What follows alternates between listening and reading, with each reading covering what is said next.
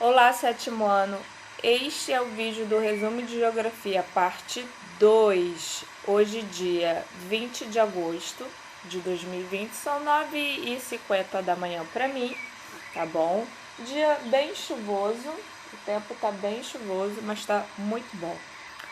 Vamos lá. Eu vou pedir para vocês pegarem o caderno de geografia, se caso vocês não tenham esse desenho no seu caderno, que eu já pedi em algumas aulas anteriores para vocês copiarem esse desenho. Então eu tenho aqui a formação das estruturas geológicas. Eu tenho de um lado escudo cristalino, bacias sedimentares e dobramentos modernos, ok? O que eu vou encontrar no escudo cristalino que é de interesse do ser humano, né? Então, no escudo cristalino eu vou encontrar minerais metálicos de alta resistência. Quais são? Cobre, alumínio, ferro, é um exemplo. Agora, o que eu encontro que é de interesse do ser humano nas bacias sedimentares? Carvão, mineral. Eu vou encontrar petróleo também, tá bom? No Brasil eu tenho assim muito escudo cristalino. Quer ver um exemplo? Eu tenho, por exemplo, a Pedra da Gávea. É um escudo cristalino, porém eu não vou achar ferro, eu não vou achar cobre, enfim, não vou achar, mas tem muitos escudos cristalinos no Brasil que eu vou encontrar. Por exemplo, eu vou encontrar na Chapada Diamantina, na Chapada dos Veadeiros. Então, assim, no Brasil eu tenho muitos escudos cristalinos. Agora, em bacia sedimentar, eu tenho muito em Macaé, tá? Tanto que Macaé tem o quê? Poços de petróleo, tá bom? Então é isso. Se vocês não copiarem esse desenho, por favor, copiem também o que está escrito aqui embaixo. Seguindo, eu tenho aqui um gráfico da malha ferroviária no Brasil, né? O eixo vertical eu tenho a quantidade em quilômetros.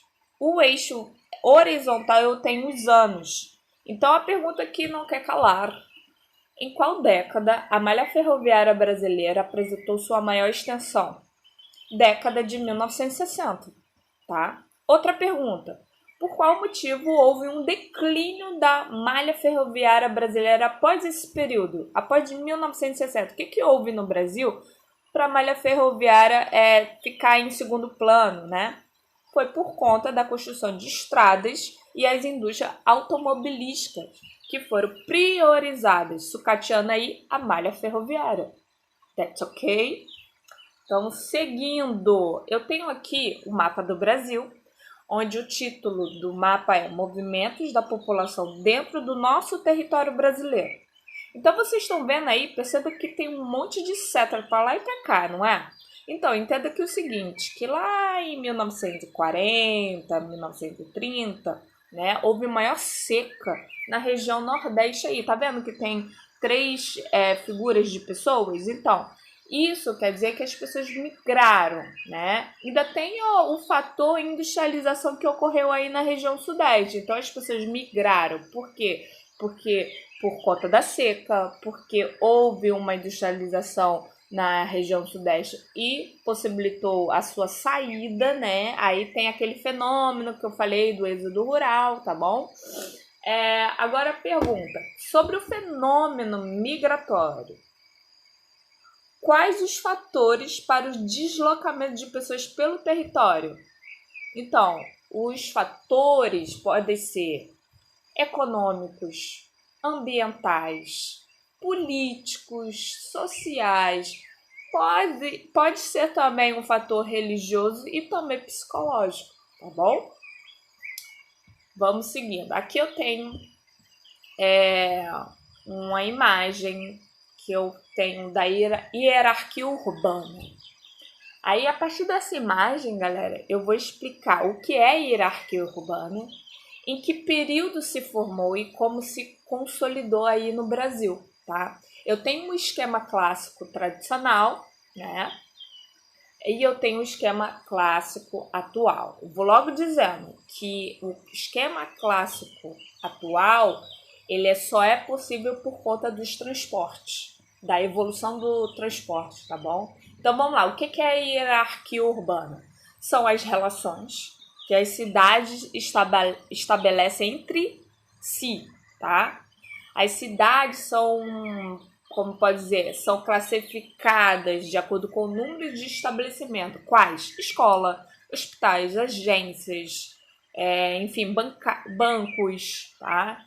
E com a importância que tem em termos locais, nacionais, mundiais, tá? A hierarquia urbana, ela se formou à medida que o Brasil foi se urbanizando.